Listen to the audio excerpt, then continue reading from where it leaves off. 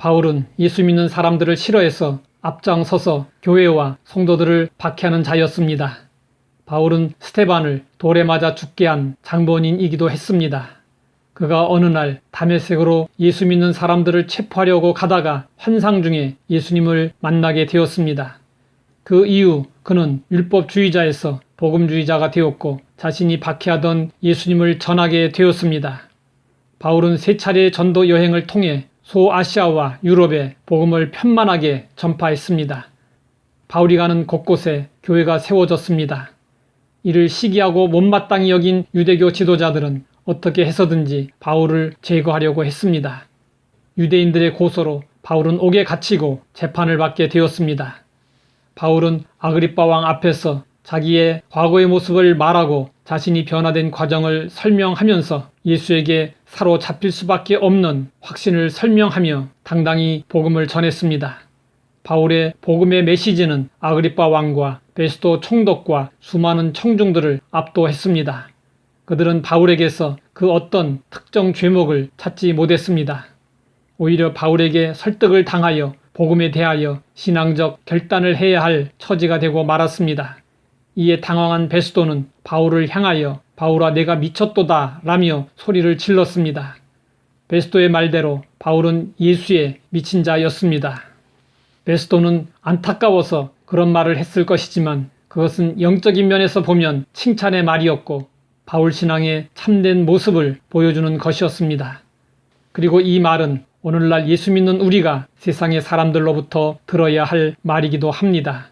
바울의 설득에 아그리빠 왕은 말했습니다. 내가 적은 말로 나를 권하여 그리스도인이 되게 하려 하는도다. 그러자 바울은 자신 있게 말했습니다. 당신뿐만 아니라 오늘 내 말을 듣는 모든 사람도 다 이렇게 결박된 것 외에는 나와 같이 되기를 하나님께 원하나이다. 바울은 아그리빠 왕과 베스도 총독의 권위와 세력 앞에서도 조금도 굴하지 않고 당당하게 복음을 전파했습니다. 이런 바울의 모습은 상상만 해도 감격스럽습니다.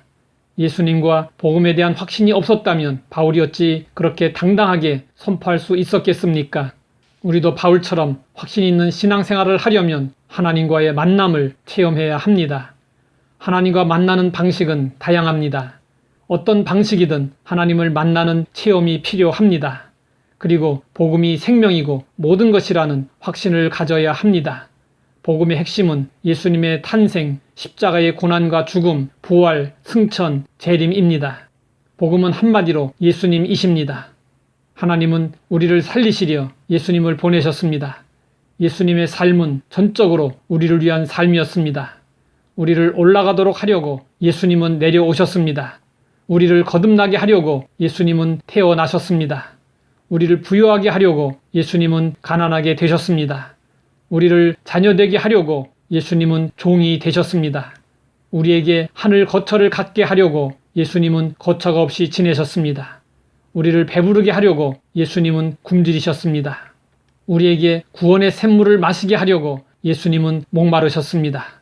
우리가 버림을 당하지 않도록 하려고 예수님은 버림을 당하셨습니다.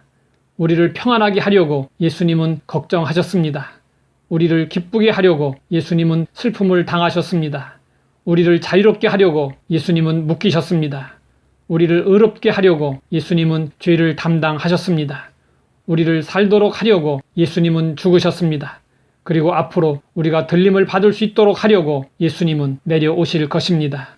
우리가 성령으로 거듭나기 전에는 예수님이 나와 무슨 상관이 있는지 도무지 몰랐습니다.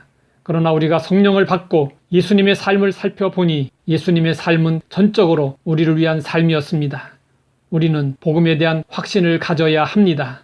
그래서 온전히 복음으로 살고 복음을 위해 죽을 수 있어야 합니다. 하나님 아버지, 바울을 통해 믿음의 확신을 얻게 하시니 감사합니다. 예수님과 복음에 대한 확신으로 충만하여 복음이 필요한 자들에게 예수님만이 유일한 길이요, 진리요, 생명이라고 담대히 외칠 수 있게 하옵소서. 예수님의 이름으로 기도드립니다.